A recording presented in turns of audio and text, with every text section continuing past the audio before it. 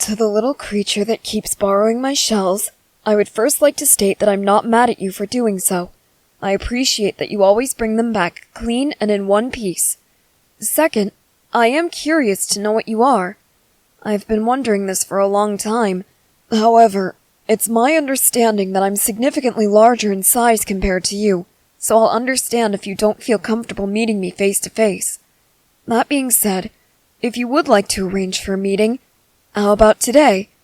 I'll be back in my room shortly, so if you'd like to hide and come out to meet me, please place a shell on top of this note and stay out of sight until I tell you it's safe. If you wouldn't like to meet me, that's alright, I understand. Still, feel free to take a few shells if you want. I've added some new ones to my collection, and I'm curious to see which ones you're most fond of. That's all for now, little one. I do hope to see you someday soon. Father always taught me to be wary of humans, and never to let my guard down around them.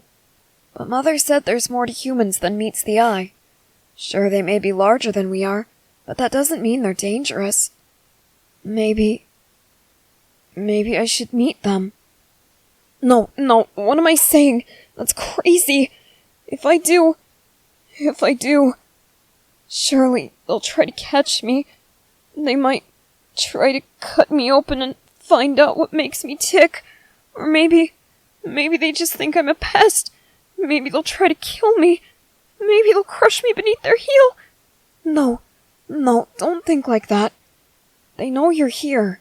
That's evident from this note. If they really thought you were a pest, they would have laid out traps, wouldn't they? No, humans are much smarter than that. They know that we think like they do. And they know that our curiosity is our greatest weakness. Surely, this has to be some kind of elaborate trap, right? Some cruel joke meant to ensnare me? No, you know what? This human has lived around me for a long time. They keep bringing me shells. They leave them out, just for me. I can tell they do. Otherwise they would have put them in a box by now. Surely no human on Earth would have the patience to go to such great lengths to catch one borrower. Oh dear, I hear them coming. Okay, time to make a decision. Alright, you know what? I'm leaving a shell here. Alright, now hide. Here we go. I can hide in one of the larger shells. Perfect. Alright, just stay quiet, stay calm. There's the door. Footsteps too. Huh? Really? It's safe to come out? Okay. I trust you. Hello there, I suppose. It's very nice to meet you after all this time. My name's Armin. Armin Arlert. I don't know if humans are aware of my kind, but I'm a borrower. Essentially just a tiny human. And we do tend to borrow things, as our name implies. That's why I like taking your shells, and why I always bring them back. I'm no thief, merely a borrower. You're a human, right? That's incredible. I've never seen a human up close. Though I've been living here for a while, I've only ever seen you from a distance. I must say, you are much larger up close. It's fascinating, really, but it's also a little intimidating if you don't mind my saying so. Really? You've never seen a borrower up close? I wonder why. Oh? People think that they don't exist? That's wonderful! Oh, I didn't mean to say that it's wonderful that you've never seen someone like me, just that it's wonderful that people think we don't exist. After all, humans have a tendency to cut open things that are unfamiliar or things that they don't understand.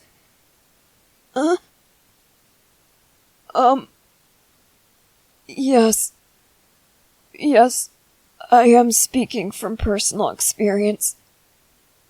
Uh, no, you're fine. I don't mind you asking that question. It's normal after all. You humans, you're just as curious as we are, right? I've noticed. My parents, my mother and my father, my grandfather as well, they were all taken away from me by humans.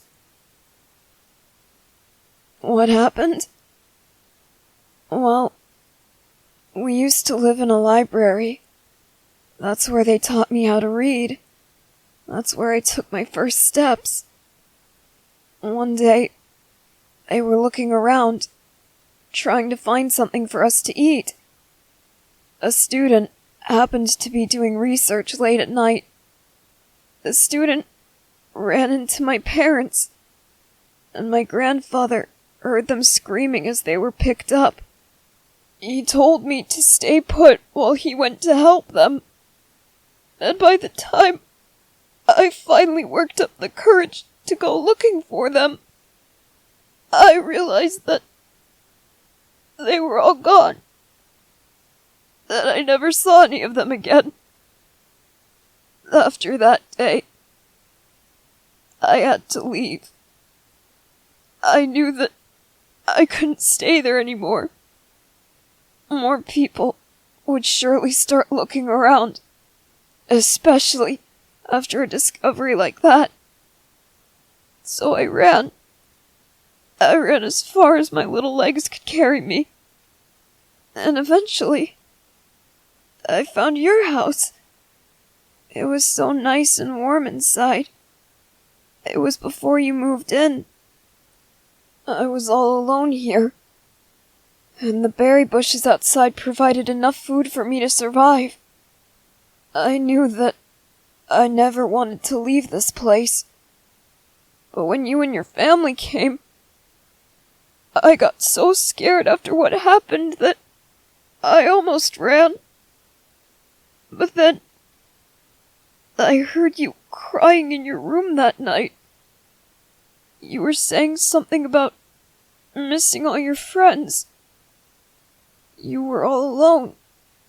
Or at least, you felt like you were. I knew exactly how you were feeling. So I decided to stick around.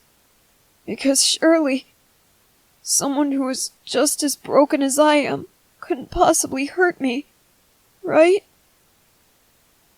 I watched you as you slept that night, trying to figure out why I wasn't afraid of you. It couldn't have just been because you were like me. There had to be something more to it. The longer I watched you, the more difficult it became to determine why I wasn't afraid of you. I still haven't figured it out yet, but I digress. I got rather off topic there, didn't I? You asked about my family, and I gave you my life history. Up until the moment I met you, that is. Huh? Oh, the stuff in between? You already know about that, really. I steal food from you, and borrow your shells. That's all I ever do around here. Huh? Does it get lonely? Yeah. Yeah, it does. Especially in the mornings, you know? Sometimes I'll just wake up and I'll expect to hear my mom singing something, or my dad telling me that it's well past sunrise. But then, I just find silence. It's always very jarring whenever that happens. It's been years since I lost them, but some part of me still expects them to be there in the morning. I don't know why. That's such a beautiful way of looking at it. Maybe some part of me expects them to be there because, in a way, they are. I just can't hear or see them, but I know they're there.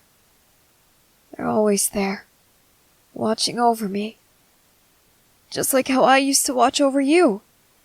In fact, I still do. I hope you don't mind that. I don't know what it is. I worry about you sometimes. I genuinely care about you.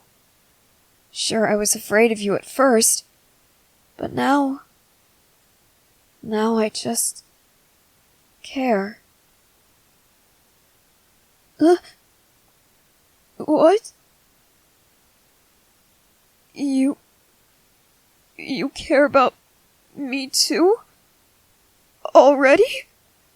But you just met me. How can you possibly care about me? All I've talked about is my trauma and my boring daily activities and the fact that I technically used to stalk you. As nice as it would be to have someone like you care about me, I just can't bring myself to believe it. Could you put me down, please? Please, I really don't like being picked up. I'm sorry. It isn't you, that's what happened to my parents. I'd really prefer it if you asked before picking me up next time, please. Thank you. I really appreciate that. Yeah, you can pick me up. It's okay now. I'm okay now. Thank you for asking this time. No. I'm okay, I promise. I'm just still a bit rattled after the first time. I'm okay. What are you doing? No, you don't have to stop. I'd really like it if you kept doing that. I'm just not sure what exactly you're doing. You're patting my head? It feels really nice. It feels just like something my mom used to do whenever I was having a bad day. She would stroke my hair, hold me close, and tell me that everything was going to be okay. I miss her. I'm sorry. I don't mean to seem like such a crybaby today, but I don't know.